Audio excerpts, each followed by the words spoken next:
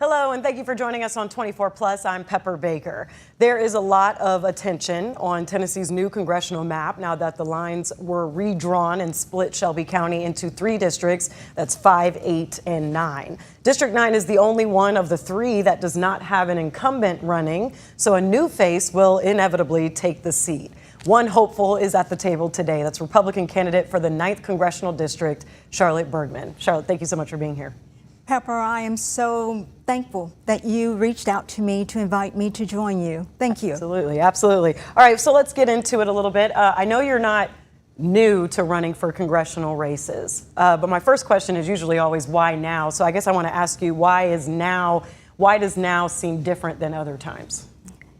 A good question. Actually, people have reached out to me through the years, have asked me to represent them, have asked me to give them a reason to come out to vote because in a heavily Democratic congressional district, it was difficult for the Republicans to have a voice that they wanted to be able to vote for, and that was me.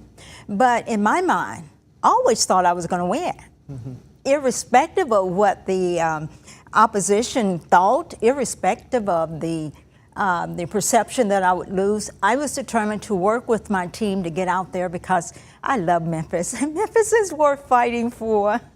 Absolutely. So, yeah, we'll talk about your campaign, but with that note, what do you think of the redistricting of Shelby County? Because to your point, Shelby County used to be District 9, and that 9 was always heavily, not always, but mostly Democratic, majority black district. So now that it is in 3, and, you know, a lot of talk around it being in favor of Republicans more so. What is your stance on redistricting? Is this good? Is this bad? I think it's a godsend. I think it's an answer to a prayer for me and for many people in the district. You see, before, there were policies that were being implemented that were not benefiting the people. And now we have 3 separate congressional districts, and people have representatives in each district, which are primarily Republican. Here's the thing. Many of the people in the 9th district, which I have been talking to, approximately 18% of them have been African Americans, conservatives, who have just given up the desire to get out to vote. They didn't feel that their vote would be worth consideration. Now they have a reason to vote. And here's the other exciting thing. I have 3 additional competitors, opposition members. We have 14 new counties that we are visiting. Getting out into those counties, meeting the people in those counties, people who speak my language, they love God. And they don't make any bones about it.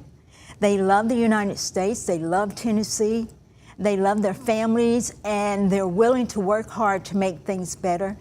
That is not unlike many of the people in the Memphis area, and that encourages me. What we will be able to do, all 3 congressional members, we will have a seat at the table. We will have a seat at the table such that when there are decisions made to impact each congressional district, we will be able to say, my district wants and needs these particular things. And I can discuss with the majority leader, the speaker, about what needs to be done. I can submit and sponsor legislation to have those issues addressed. As a result of there being 9 congressional districts, there is a camaraderie. We're able to communicate and work together to make sure that we are looking out for each other's congressional districts. Let me tell you something. I want to ask the people in the audience, how have they looked at the 9th district and the 8th district in the past? And if you look at the difference, the 8th district, I don't know if they're getting extra money, but I'll tell you the money that could be coming here wasn't coming here, and we are suffering as a result of it. Wow. I will be fighting for the people. Hey, I'm a lady who graduated with multiple degrees, and still ended up homeless and living in my car in Memphis. And that motivated me to get into politics. Because of that, that is one thing I'm going to take to Washington, D.C. to fight for, that people get jobs and opportunities in Memphis. I'm a lady whose grandson was murdered on the streets of Memphis. And I feel that very strongly. I don't want people in the community whose children, whose loved ones have been murdered to receive that phone call that I did to say that your loved one has been murdered. I don't want that to happen. So therefore, I'm going to fight very hard to make sure that people are able to feel comfortable, walk into the grocery store if they want to, go into the mailbox, spending time on their front porch or in their yards, going shopping. I want them to feel comfortable getting in and out of our communities safely. Wow. Well, you segued right into the second question, which thank you for just that touching and candor in your first response. Sorry about that. No. I mean, I want, part of this is for viewers to understand more about who you are, the issues you're running on. But before we get into the campaign specifics, you have been a consistent candidate here in Shelby County. But for people who may not be familiar with you, I like to give the space to say who you are, what's your background, and what led you into politics. What led me into politics was what I alluded to. I worked at FedEx for a number of years. I was a project manager there, had multiple degrees. The company went through a redistricting process, a restructuring process. And a number of us, over 200 of us were laid off. So I got a job in Nashville, paying 6 figures, but I missed home. I love Memphis. And I decided to come back home to look for work, and it just didn't happen. Even with my experience working in information technology, it just didn't happen. And you get to a point where you wait so long to get a job, because I received multiple interviews. Things went bad and I wasn't able to get a job, and my home was foreclosed on. Oh, wow. And I kept calling Congressman Cohen's office, Bob Corker's office, Lamar Alexander's office, and various people for help. It didn't come. And so I ended up putting my furniture in storage and living in my car. That is a period of time in my life that really spoke to me. And so I began to go to Washington, D.C. That was during George W. Bush's administration. And I was appealing to them for more jobs in Memphis on my own dime. It was just that important to me. I was, at the time, awarded a 2003 Businesswoman of the Year award because they knew that I was business-minded. I was invited to join George W. Bush's President's Club as I was advocating for jobs, to be able to meet more people who would be influential. That started it. And then after he lost, his terms ended in 2006, I got involved with the local Republican Party, and I've won Statesman of the Year award. I've served as a delegate for President Trump for 2 times, in 2016 and 2020. Going to Cleveland, Ohio. I was supposed to have gone to Orlando, Florida, but COVID hit and we weren't able to go. But that started my involvement in politics, with the idea the whole time that my purpose there was to fight for my community and to make sure that people in the community have opportunities, and more so my grandchildren and great-grandchildren. Wow. So let's get into a little bit more of that. Your experience, which clearly you have quite a lot, with politic involvement. So how will your experience play into your role as Congresswoman? As I indicated, as a result of the 9 congressional districts here in Tennessee, with the camaraderie that we are developing, that we have developed. Most of the members already know who I am. They know I'm a determined person. We will be able to work together. It's all about networking. It's all about knowing who to talk to. It's all about knowing where the offices are in Washington, D.C., where the Capitol building is, where the restrooms are. I'm past that. I know all of that. I've traveled many of times to Washington, D.C. I've gotten to know members. We will work together, understanding the process of getting bills passed, understanding the communication that is needed, and to fight for the people. That's an advantage that I have, in that I will be able to fight for the people with help on the way. I have a question. So you've been running since 2016. 2010. 2010, even longer. Yes. Okay. Why do you think what is the reason for you to not be successful? Or why haven't you won? Good question. Very good question. At the time that I was running, the district was D plus 22. That means 22% more Democrats were voting to elect Congressman Cohen. Now things have changed. That uphill battle that I had to overcome, it's an R plus 9 currently. But what has happened is each time I've run, and I have not had very much help, I've run my race at the grassroots level. I've gained significant name recognition. People know who I am. You may not know who I am, but a lot of people. I mean, I've researched you. A lot of people know who I am. And I'm like that mama. People know I love them. People know I care about them. People migrate to me. People show me respect. Mm-hmm. This is what's so amazing. You know, a lot of times you're involved with politics, people go, oh, I don't like that person. And I do have some distractors, but I have more positive people. If you go to my Facebook page, you'll see more hearts than you see negative statements. Mm-hmm. And that's okay. The distractors help me to hone my message, to be able to address those people who just don't get it, who are just as important in this community, because every voice counts. Okay. So let's get into your issues.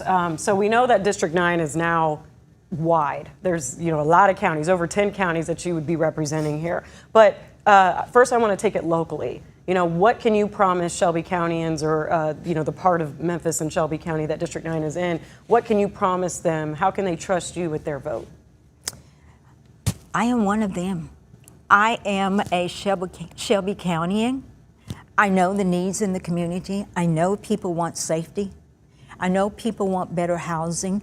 I know people want their children to get that 21st century education such that they can be competitive to other countries who are training their children to be smart and to not be totally dependent. I want to encourage these young people to be prepared, to be better stewards in their community, and to be better contributors. Those are some of the main issues I'm concerned about. Safety, people being able to pay less for their gas. And the exciting thing is, if you notice, as a result of the negotiation with Iran, mm-hmm. and the president deciding not to bomb them tonight, the price of gas is going down. I tell you, this is a temporary delay. It's not going to last long, but once Iran, the issue has been addressed, you're going to see the price of gas going down quite a bit. You're going to see the price of food going down quite a bit. You're going to see and be involved in a community where it's affordable to live. And that's what people want. They want affordability, they want freedom, and they, believe it or not, they want pride in their community again. You weren't here, but we were the number one city in the state of Tennessee. We were so great, the number one city, we had a 1 on our license plate to show that we were number one. I want that to return. Mm-hmm. Because when people have an investment, when they have pride in where they live, they take care of it. And so you will be representing not only urban Memphis, but rural counties all the way up into the suburbs of Nashville. Brentwood and Franklin, yes. Mm-hmm. So how do you plan to appeal to that wide-ranging type of demographic? First of all, show up, talk to people, find out what their needs are. I've already been doing that. Whoa, My travel schedule has increased quite a bit since I can only then. imagine. But the best thing is, I'm meeting wonderful people. These are great people in these communities that I'm meeting. This would not have been an opportunity for me had I remained just in Shelby County. And I'm venturing into areas where people are raising crop, raising cattle. They're feeding our state and feeding the nation. You know, a city girl myself, I used to think that the food came from the produce department and the meat department in the stores. It is great to meet people who are full of pride, who love this country, love America, love their families, and work hard from sunup to sundown to make sure that they get the products to market in order for us to be able to have food to eat. Great people, I'm telling you, it's encouraging. I can say, praise the Lord. And instead of people looking at me in bewilderment, they go, praise the Lord. That's encouraging to me. Now, you did mention how you had made connections with former President George Bush as well as current President Donald Trump, but in the various ways that you know around Washington, and as a congresswoman, you would need to know that. But, you know, Congress holds the purse, right? So how would you secure funding to make sure that your District 9 gets what it needs? Like, what experience to get bipartisan support to create legislation? How would you effectively do that? There are certain bills that are scheduled on a regular basis to be passed. We will have an opportunity to provide input from our communities to be able to secure extra funding for various issues. For instance, right now, there is an act that the president has wanted the Senate to pass. They have resisted. Not in reconciliation bills, not in bills by itself. Now that we're about to fund our military bill, talking about putting in that. And as a result, it will pass. And as a result, what's going to happen is we will see some changes in terms of election integrity and issues of that nature. So we're going to see some changes. Hopefully, if the bill passes, if there is not a delay, if people don't say, well, I'm not going to pass it, we're going to get some help and we're going to see a significant change at the polls during the general election as a result of this bill being placed in a military funding bill. So there is a way to get things done. It's just a matter of knowing how to get it done, how to get a bill written, how to get it sponsored, get co-sponsors, and as a result, as I said, the 8 other congressional members, we will work together hand in hand to make sure that these communities are better. And as I alluded to before, you gotta ask yourself this question. Why was the 8th district doing so much better than the 9th district? That was almost, not quite, but almost like comparing apples to apples. Who was getting the money to come to the 9th district to distribute it fairly or to distribute it to their friends and their buddies?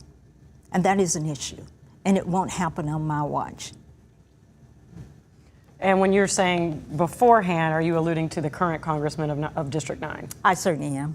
Who did secure one of the largest transportation funding we've seen. You know what our budget is?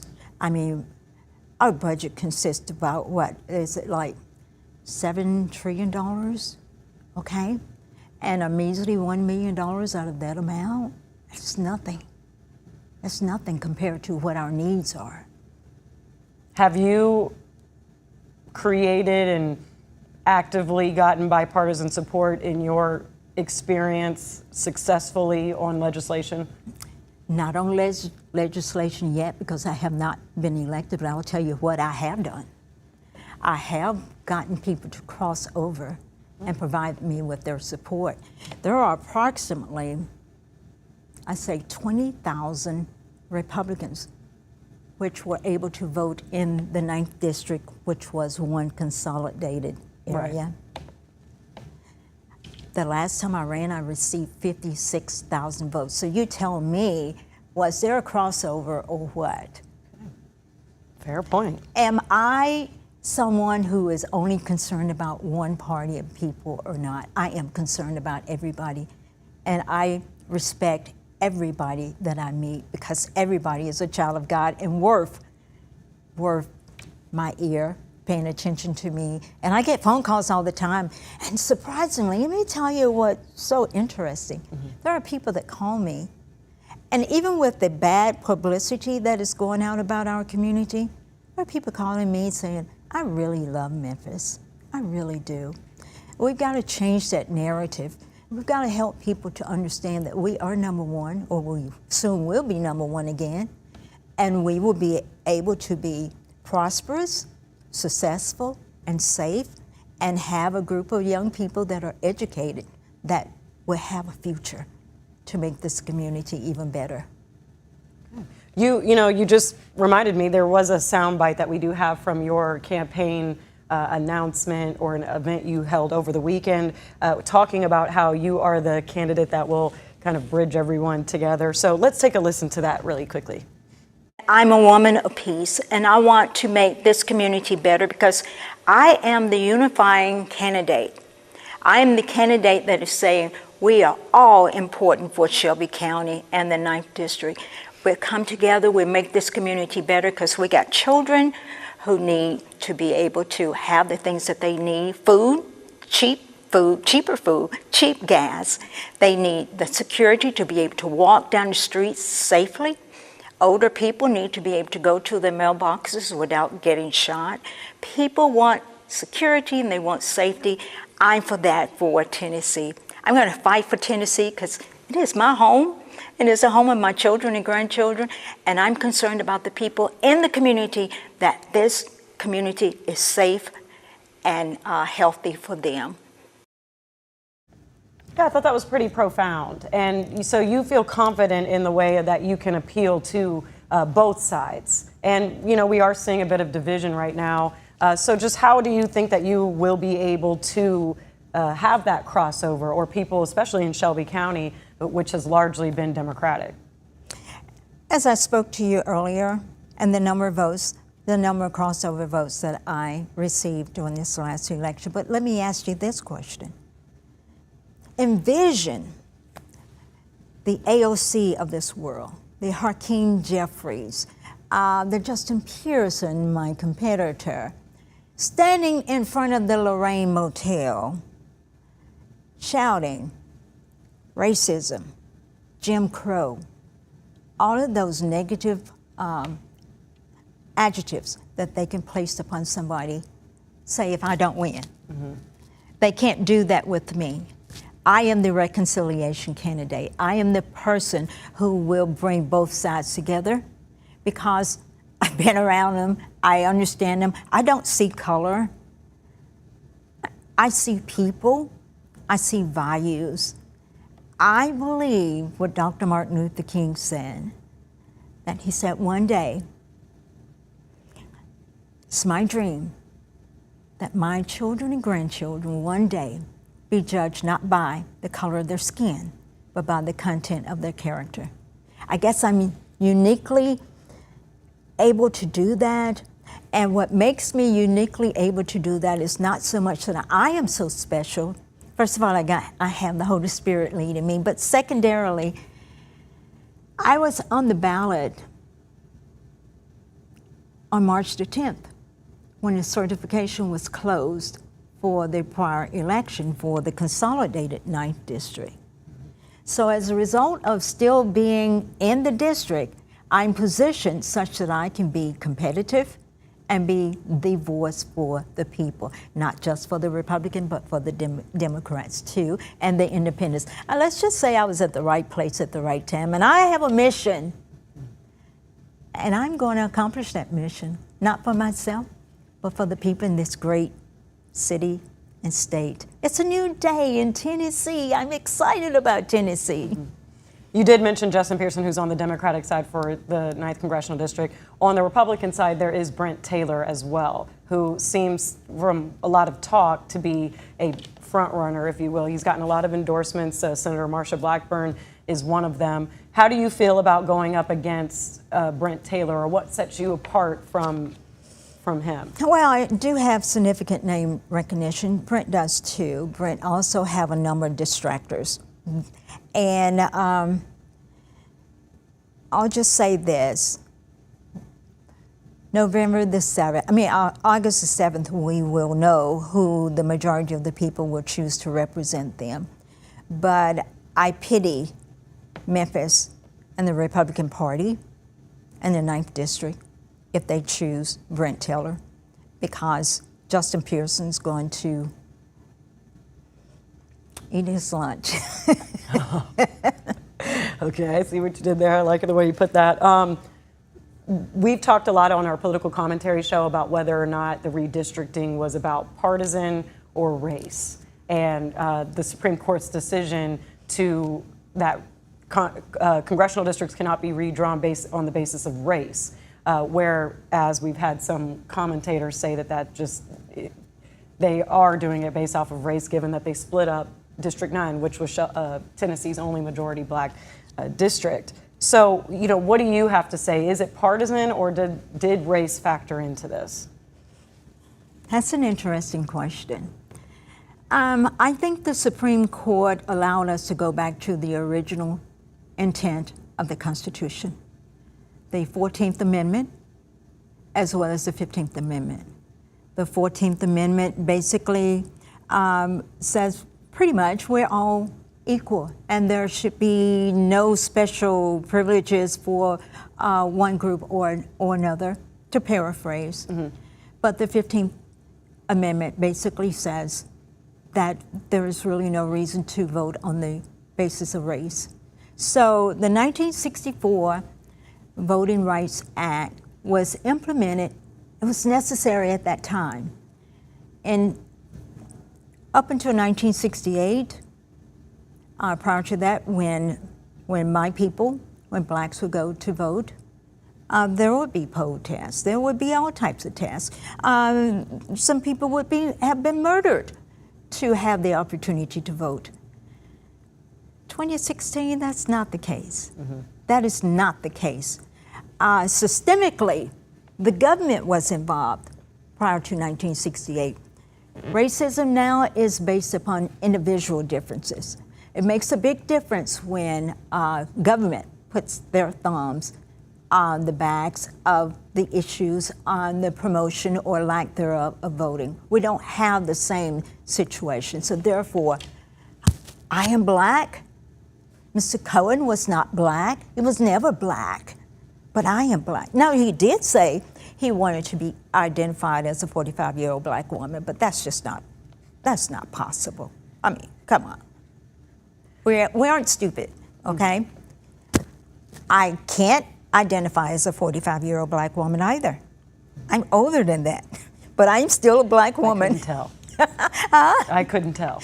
Oh, you are so sweet.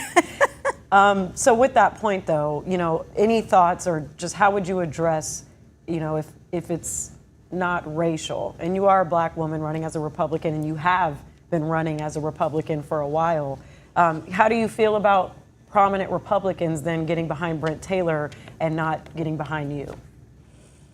They have a right to do that. But this community, 38% approximately of this community are still in Shelby County. The voters, 38% of the voters are still in Shelby County. Fortunately, they've left a large part of the community whereby people know who I am in the district. So I still have some significant name recognitions, and to be quite frank with you, I've spoken to too many people over and over again who are angry about the Johnny Come Lately. They are angry about the people who found out that the redistricting was going to occur before it actually happened, and they jumped in the race when it was safe. Because where were they before the redistricting occurred? Where were they? That's a good point. That's a good point. That is. I agree Yeah. with you. So let's talk about Congress again, and I wanted to touch on this before. So there's three big things that happened recently within Congress, big issues. The first one I want to talk about is government shutdown. So the 2025 government shutdown was one of the longest in history. The longer one was in 2019. This one lasted 35 days in 2025. There were 2 shutdowns in 2026. And a lot of this had to do with disagreements in Congress. So, where do you stand on making sure, or how would you have handled that as a congresswoman differently? Or what is your perspective to make sure that federal workers are getting paid and that the funding packages are being approved and sent out as needed? Because there's a lot of people who rely on this. So how do you think that was handled, and how would you do it differently as Congresswoman? I was not happy about the way that it was handled. You had a minority group of legislators who decided to use their power to stop progress. I would be one vote, but I would be able to influence a number of people, so I will have an opportunity to do that. The mere fact that people were encouraged to vote against the bills being passed, to use their power, what little power they had, to hold up progress, to have our workers, TSA workers, not being able to get paid, to have various other groups of people to not get paid. I thought that was deplorable. I was not happy about that. I think that when people know to do what's right, but when power is the most important thing, they resort to obstruction. And that's what happened. There was a lot of unnecessary obstruction. They're just now getting the DHS package passed. There was no reason to hold off on passing that. These are people that go out to work every day who have families. As a congressional member, you got to forget about self, and you got to forget about power, and you got to be concerned about the people whose jobs are needed to take care of their family, who need their money to pay their bills, who shouldn't have to live in their cars, sleep in their cars to be able to get to work, who can't afford gas. That was totally deplorable and unnecessary. But when you don't have policy that is constructive, you resort to obstruction. And one of those parts had to do with the Affordable Care Act, which goes right into health care. And there was quite a lot of finger pointing between Republicans and Democrats wanting to hold off and so that people didn't lose their access. How would you kind of come up with a way to make sure that Americans are covered? In terms of coverage, the American Care Act, if you think that they provided health, then I think you're looking at the wrong situation. I think people needed health savings accounts. People needed ways to be able to pay for their office visits, for their surgery, and not have to be forced to pay an insurance company. And so you have to think wisely. You have to make wise decisions, and you have to make decisions not based upon popularity, but what's best for the people. If you ask people now, are they hurt as a result of the American Care Act not being passed? There are some that are, but there are some who have found other ways to receive the health care that they need. Do you think it's a broken system that needs restructuring? Yes, and we need few politicians who are politicians, and we need public servants who are going to work for the people. Couple questions more on Congress specific things. Congressman Cohen has been very vocal about impeachment efforts for Trump, and that was why he wanted to, one of the main reasons why he wanted to rerun again before he bowed out, was to finish these 2 years out, trying to see that through. Where would you, and Brent Taylor has come on here and said that he would serve as impeachment insurance to keep Trump from that, to keep that from happening. So, obviously you're a Republican. I probably could, it's probably obvious of where you stand, but how do you feel about those efforts, and what would you do in that?